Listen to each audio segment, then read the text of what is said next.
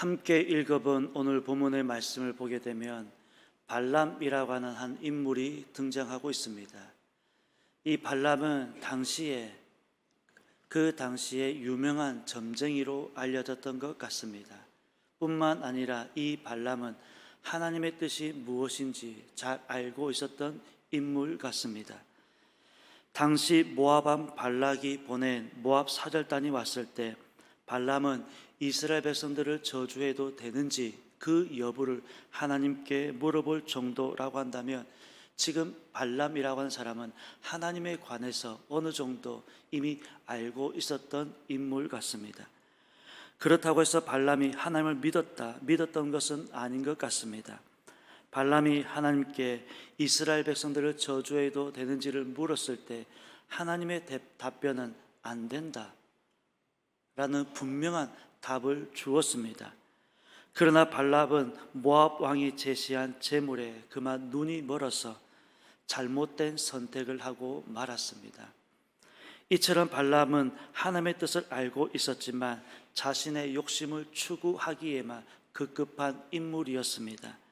결국 발람은 자신의 욕심을 따라 모압 사절단을 따라갔고 이란 대가로 큰 몫을 받았지만 오래지 않아서 이스라엘 군대에 의해서 죽임을 당하였던 인물이 바로 오늘 본문에 등장하는 발람이라고 하는 사람입니다. 자신이 죽을 줄 알고도 그렇게 했다면 참으로 어리석은 사람입니다. 그러나 어느 누구도 그렇게 되리라고는 생각하지 못했을 것입니다.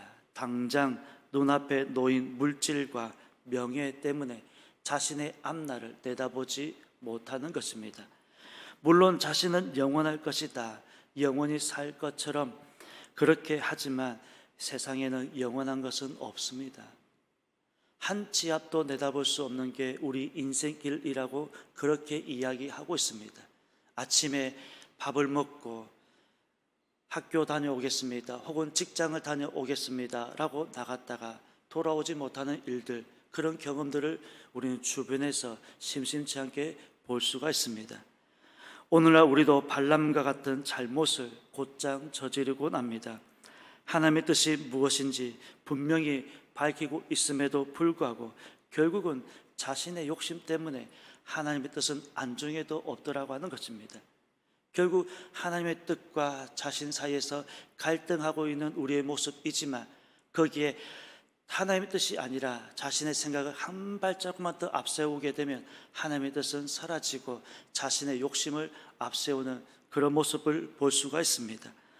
오직 우리 자신의 뜻이 아니라 하나님의 뜻을 앞세우게 되면 이처럼 안타까운 모습을 볼 수가 있다는 경고의 메시지를 오늘 본문은 주고 있습니다. 발람의 이야기를 볼 때 우리가 계속해서 고집을 부리면 하나님께서 우리가 마음먹은 대로 할 수 있도록 해 주시기도 하는 것 같습니다. 자꾸 고집을 부리고 하나님의 뜻이 아니라 내 생각을 앞세우고 자꾸 고집을 부리고 때를 쓰면 하나님께서도 어쩔 수 없이 그 길을 들어주시는 것 같습니다. 자녀가 부모님께 때를 쓰면 어쩔 수 없이 들어주시는 것처럼 하나님께서도 그렇게 해 주시기도 하는 것 같습니다.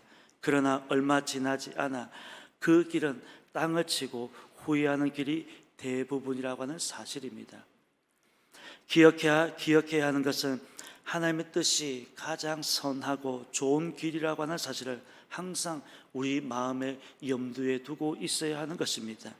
때로는 시간이 걸리더라도, 때로는 힘들더라도 하나님의 뜻이 가장 선하고 좋은 길이라고 하는 사실을 마음의 염두에 둘 때 힘들고 어려운 시간들, 때로는 유혹의 손길이 올 때마다 우리는 잘 견뎌낼 수 있다는 사실입니다. 발람은 이스라엘 백성들이 광야에서 어떻게 하고 있었고 어떻게 하였는지, 무엇보다도 하나님께서 이스라엘 백성들에게 어떻게 하셨고 이방인들에게 어떻게 하셨는지 이미 알고 있었습니다. 소문도 무성하였지만 하나님께서는 발람이라고 하는 거짓 선지자에게 특별한 은혜도 주셨던 것 같습니다. 그렇지만 서두에서도 말씀을 드렸지만 그것을 가지고 가장 잘못된 선택을 한 사람이 오늘 본문에 등장한 발람이라고 하는 사람입니다. 이 소식을 들은 모압은 3절 말씀을 보게 되면 심히 두려워하였다라고 한마디 내어놓고 있습니다. 이미 이 모든 소식을 접한 모압은 이미 이스라엘 백성들을 보자마자 심히 두려움에 떨고 있었습니다. 심히라고 이 말은 굉장히, 매우, 대단히라고 하는 뜻을 가지고 있습니다. 이미 전쟁도 하기 전에, 이미 싸워보기도 전에 이스라엘 백성들을 보자마자 모압은 전의를 상실하고 말았습니다. 그러니까 와서 한마디만 저주해 달라는 것입니다. 발람도 처음에는 사양을 합니다. 그러나 그럴수록 모압 왕 발락은 전보다 더 많은 물질로 풍부하게 물질 공세를 하게 됩니다. 사람이 돈 앞에서 무너진다고 돈 좋아하지 않은 사람이 세상에 어디에 있겠습니까? 욕심을 부리지 말자, 마음을 비우자, 그렇게 다짐을 하지만 정작 돈 앞에서 무너지고 있는 우리 자신들을 볼 때가 가끔씩 있습니다. 그럴 때 어떻게 합니까? 다시금 말씀으로 돌아와서 우리 자신을 비춰볼 때 하나님의 말씀 앞에서 부끄러운 저희들의 모습들을 볼 수가 있습니다. 베드로라고 하는 제자가 자신은 죽어도 예수님을 부인하지 않겠다, 오늘날로 말하면 새끼손가락도 끼고 서로 도장도 찍었습니다. 그럼에도 불구하고 얼마 지나지 않아서 예수님을 부인하고 말았습니다. 그것도 3번씩이나 예수님을 저주했다고 기록하고 있습니다. 우리가 그런 베드로를 정죄할 수 있을까요? 우리도 그 자리에 서게 되면 베드로와 같은 똑같은 행동을 하고 있지 않을까요? 누구든 장담할 수 없다는 사실입니다. 발람도 마찬가지였습니다. 몇 번은 할 수 없다고 손살을 쳤지만 거듭거듭 이어지는 물질 공세는 그만 눈이 돌아가게 되었고, 그렇게까지 하나님께서 말씀하셨음에도 불구하고, 그렇게 가는 길이 하나님 뜻이 아님에도 불구하고 끝까지 자신의 고집을 꺾지 않았습니다. 그렇게 끝났으면 다행이겠지만 훗날 죽임을 당하고 말았습니다.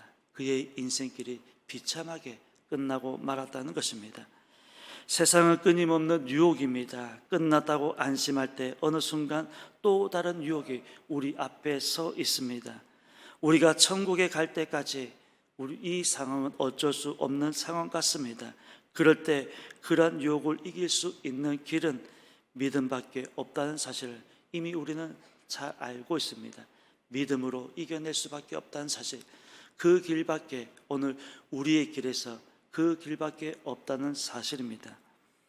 태조 이성계가 아무리 유혹을 해도 끝까지 자신의 지조를 지켰던 정몽주라고 하는 사람처럼 흔들리지 않는 일편단심의 믿음이 필요한 시대가 되어버렸습니다. 그런 믿음이 없이는 세상을 능히 이길 수 없다는 사실입니다. 발람도 처음에는 아니라고 자신의 의사를 밝혔지만 꿈틀거리는 욕심은 어쩌지 못한 것 같습니다. 돈 몇 푼에 자신의 인생을 판 것입니다. 가룟 유다가 은 30에 예수님을 판 것과 같은 이치입니다.